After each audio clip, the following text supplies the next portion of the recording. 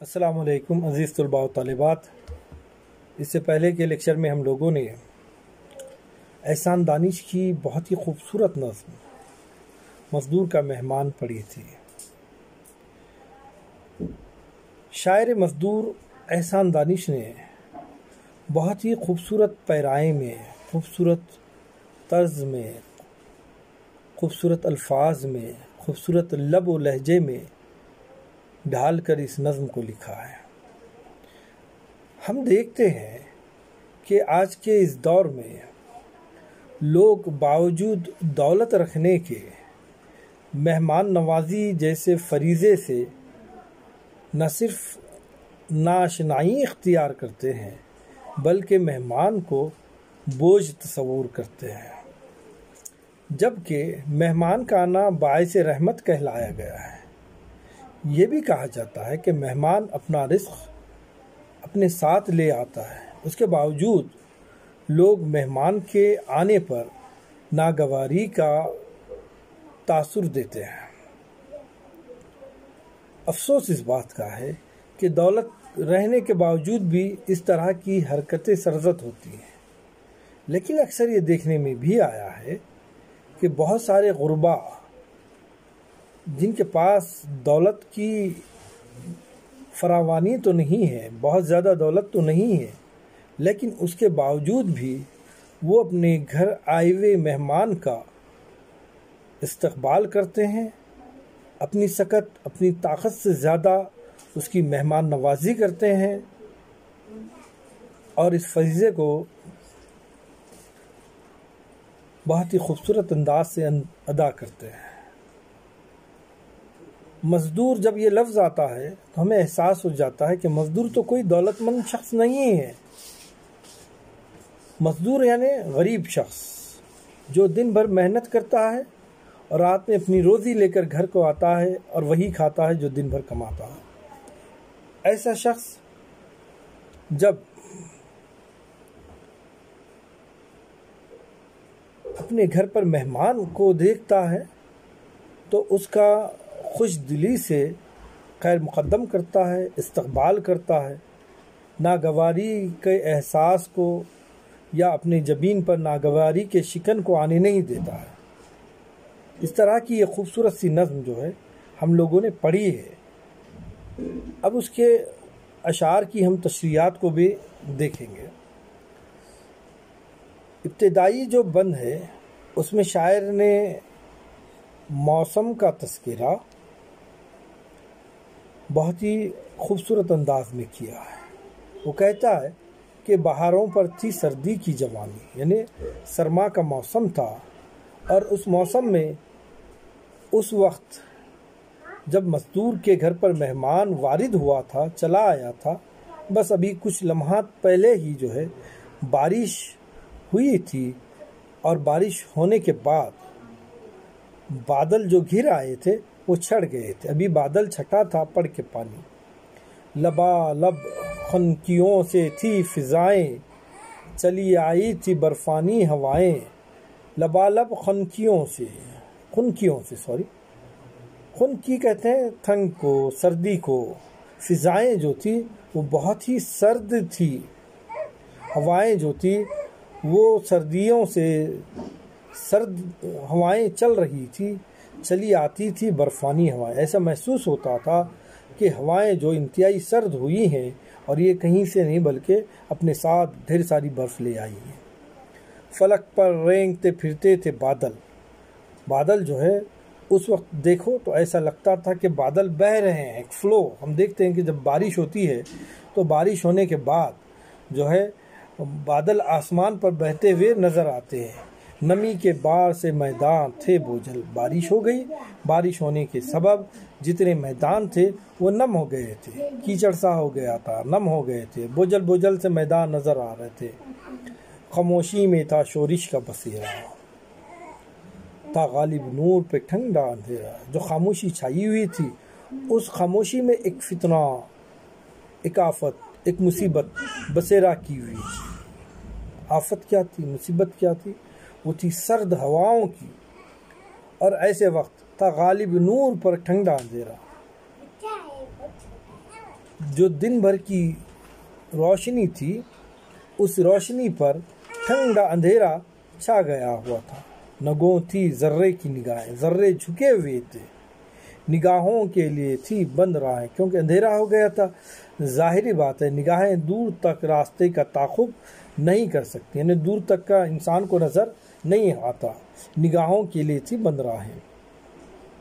خمیدہ نرم شاخوں کی کمر تھی، خمیدہ جھکی ہوئی تھی، یعنی بارش کے سبب، سردی کے سبب، شبنم کے سبب پتے جو ہیں وہ بوجھل ہو جاتے ہیں، بھیگ جاتے ہیں۔ بھیگنے کے سبب جو ہے ہم دیکھتے ہیں کہ شاخیں جو ہیں خود بخود جھک جاتے ہیں۔ اس کی کوئی شاعر کہتا خمیدہ ہو گئی تھی، نرم شاخوں کی کمر جھک گئی تھی، سواری رات کی نزدیک تر تھی۔ اب رات جو ہے بالکل قریب تھی، رات آنے ہی والی تھی۔ لب فطرت پہ ساکن تھے ترانے، لب دھندل کے تھے بھوتوں کے فسانے جو ہے۔ تھی شب نے زلف بکھرائی ہوئی سی، شفق کی آنکھ تھی آئی ہوئی سی۔ رات نے اپنے زلفوں کو بکھرا دیا تھا، رات نے اپنے زلفوں کو بکھرانے کے سبب اس کی سیاہی سے جو ہے شاعر ایسا کہتا ہے کہ رات آ گئی تھی۔ شفق آسمان کی آنکھ جو ہے آئی ہوئی تھی، یعنی جو آسمان میں روشنی تھی رات ہونے کے سبب جو ہے چاروں طرف بادل چھا گئے تھے، اندھیرا سا آ گیا تھا، تما دن کا کالا ہو رہا تھا۔ تما کہتے ہیں ملمہ دن کا کالا ہو رہا تھا، چمکتا ہوا دن جو ہے وہ اب کالا ہوتا جا رہا تھا۔ سورج غروب ہو گیا تھا۔ سورج غروب ہونے کے بعد ظاہری بات ہے روشنی اپنے آپ میں فطری اعتبار سے چھپ جائے گی اور روشنی کی جگہ اندھیرا لے لے گا۔ ملمہ دن کا کالا ہو رہا تھا، دن کی روشنی، ملمہ ویسے تو چڑھایا ہوا کو کہتے ہیں، چمکتا ہوا کو کہتے ہیں، تو ملمہ دن کا کالا ہو رہا تھا۔ فلک اشکوں میں کاجل رو رہا تھا، فلک اشکوں میں کاجل رو رہا تھا۔ آسمان میں گویا چاروں طرف سیاہی آ گئی ہوئی تھی۔ اسی سردی میں اب ظاہری بات ہے رات میں بارش ہوئی ہے، سردی کا موسم ہے، ٹھنڈی ہوائیں چلی آ رہی ہیں، فلک پر بادل چھائے ہوئے ہیں، میدان نم ہے نا، چاروں طرف خاموشی ہے، پتے درخت کی جو ہے شاخیں بھی جو جھکی ہوئی ہیں۔ تو ایسے وقت، ایسے سما جہاں میں سمجھتا ہوں ٹیمپریچر یعنی سردی کا انتہائی جو ہے ماحول سا ہے، ایسے وقت رات میں بے انتہا سردی عروج پر ہے، اسی سما میں، اسی کیفیت میں اچانک ہم دیکھتے ہیں اسی سردی میں ایک بیچارہ مزدور، ایک غریب انسان، ایک محنت کرنے والا انسان، مشقت کا دھنی لیکن قسمت سے مجبور ہے، دن بھر محنت کرتا ہے لیکن مقدر میں اس کے محنت کرنا ہی لکھا ہوا۔ بہت گزری نہ تھی شادی کو مدت، اس کی شادی ہو گئی تھی لیکن ایسا بھی نہیں کہ بہت وقت گزرا تھا، بس کچھ ہی دن ہو گئے تھے اس کی شادی ہوئی، مگر اللہ رے پیسے کی قلت۔ ظاہری بات ہے غریب ہے، مزدور ہے، تو ایسے سما، ایسے وقت مزدور کی جیب اور تجوری تو بھری ہوئی نہیں ہوتی ہے، دن بھر محنت کرنا تو کمانا، کمانا تو کھانا، اور کمائی اتنی جتنی کہ ایک دن گزر سکتا ہے، مگر اللہ رے پیسے کی قلت۔ سنہری آگ چولہے میں جلائے تھا بیٹھا ہاتھ بغلوں میں دبائے۔ رات کا وقت ہے، سردی کا وقت ہے، ایسے میں تو کوئی انگیٹھی نہ ہوگی گھر میں، کوئی ہیٹر نہ ہوگا، سردی کو دور کرنے کا کوئی ذریعہ نہ ہوگا، پھر گھر بھی ہوگا تو ایسا ہوگا کہ جہاں پر ہوائیں بارش کے امکانات زیادہ ہوں گے گھر میں آنے کے۔ ایسے وقت اس سردی کے کیفیت کو دور کرنے کے لیے وہ چولہا لگایا ہوا ہے اور اس چولہے میں جو ہے ایک سنہری سی آگ جل رہی ہے اور وہ اپنے ہاتھوں کو بغلوں میں دبا کر بیٹھا ہوا ہے، جس کا خالص مقصد یہی ہے کہ اس کے ہاتھوں میں ایک طرح کی تپش اور گرمی چلے آئے۔ پرانے ٹاک کے ٹکڑے پہ بیوی سمٹا کے چپ بیٹھی ہوئی تھی۔ ظاہری بات ہے گھر ہے مزدور کا تو صوفہ، کرسیاں، یہ سب چیزیں رہنے سے تو محروم ہے۔ پرانا ٹاٹ رکھا ہوا ہے، اسی پرانے ٹاٹ پر اس کی بیوی بھی بیٹھی ہوئی ہے، سمٹا کے چپ چاپ بیٹھی ہوئی ہے۔ سرما کا موسم ہے نا، چہرہ کیسا، ستے چہرے پر ضبط غم کے آثار، اس کے چہرے پر دیکھ کر اندازہ ہوتا ہے کہ وہ اپنے غموں کو اپنے چہرے کے پیچھے چھپائے ہوئے ہے۔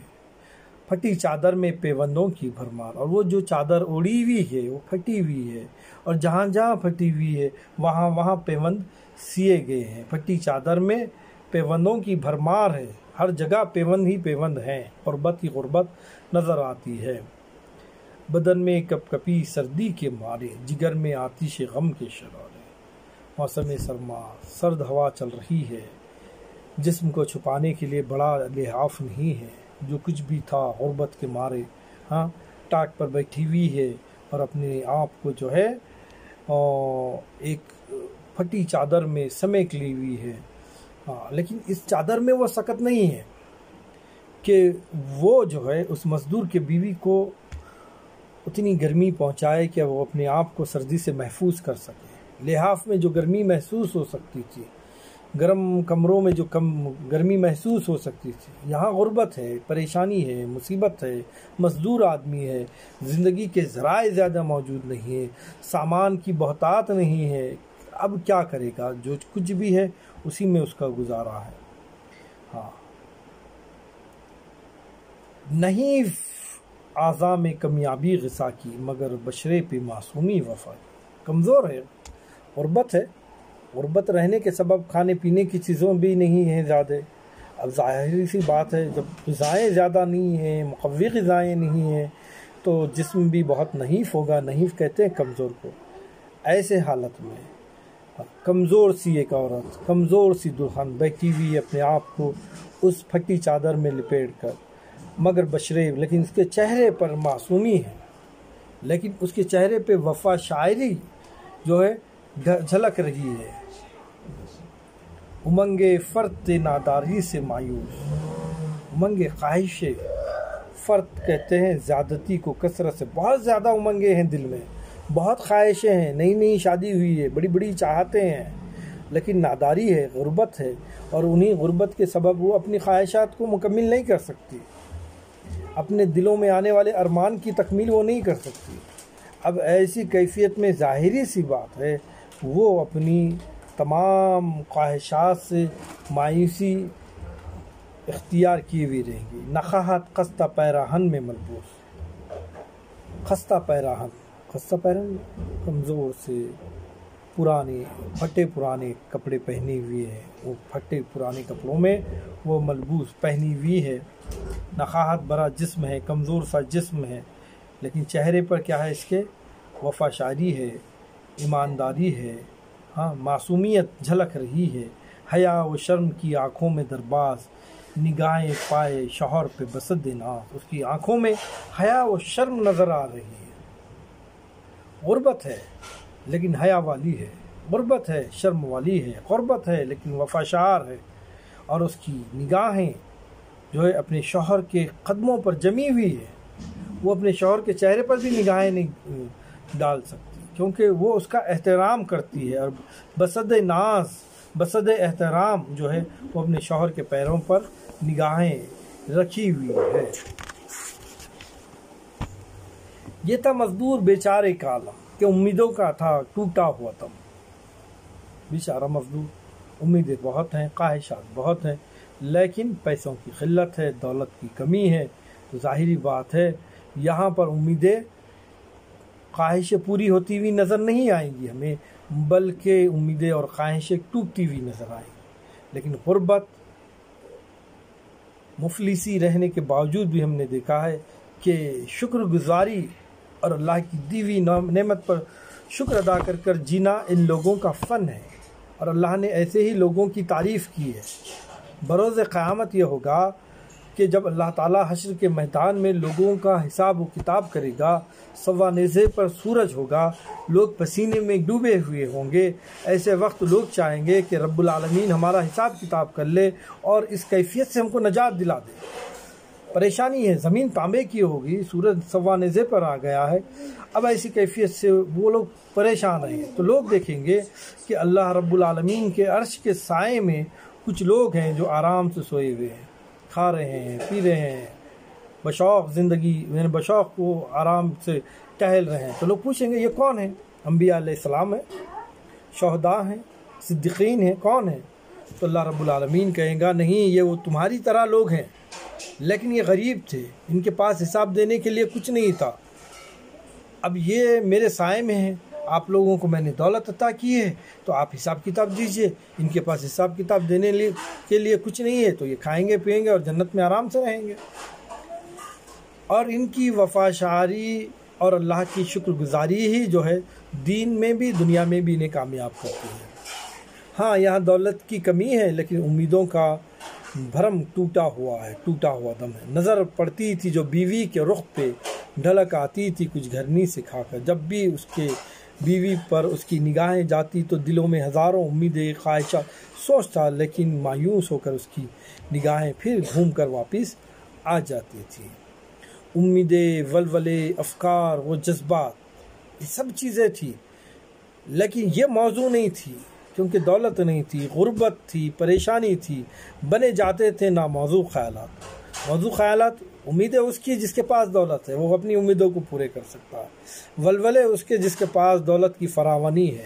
جذبات اس کے جو اپنے جذبات کی تسکین پوری کر سکتا ہے، لیکن یہاں تو غربت ہے۔ جوانی کا فسوں کم ہو رہا تھا، تبسم بھیگ کر غم ہو رہا تھا۔ جوانی کی جو کیفیت تھی، ایک ولولہ تھا، وہ جو ہے ایک فریب سا لگ رہا تھا، جھوٹ سا لگ رہا تھا۔ غم، جو تبسم تھا، جو مسکراہٹ تھی، وہ غم میں ڈوبی ہوئی نظر آ رہی تھی۔ گڑی جاتی تھی غیرت سے جوانی، شرافت ہو رہی تھی پانی پانی۔ جبین سرد پر ساتھ بساتھ جھلک اٹھتا تھا عنوانی ندامت۔ جبین کہتے پیشانی کو۔ ہر لمحہ بلمحہ اس مزدور کے پیشانی پر ایک قسم کی ندامت محسوس ہوتی تھی کہ ہاں، میں غریب ہوں، پریشان ہوں، میں اپنے بیگم کی خواہشات کو پورا نہیں کر سکتا، اس کی امیدیں، ولولے، افکار و جذبات کو پورے نہیں کر سکتا ہوں، ہے نا۔ بدلتی تھی نظر شعلوں پہ کروٹ کے، اتنے میں بجی باہر کی جا۔ اب ایسی کیفیت میں، ایسے حالات میں، ایسی غربت میں اور ایسے ماحول میں اچانک اسی لمحے جو ہے گھر پہ ناک ہوتا ہے، کھٹکا ہوتا ہے۔ اب اس کے بعد کیا ہوتا ہے انشاءاللہ تعالیٰ عزیز، اس کو ہم دوسرے لیکچر میں پڑھیں گے۔ آج کے لیے اتنا کافی ہے۔ اللہ حافظ۔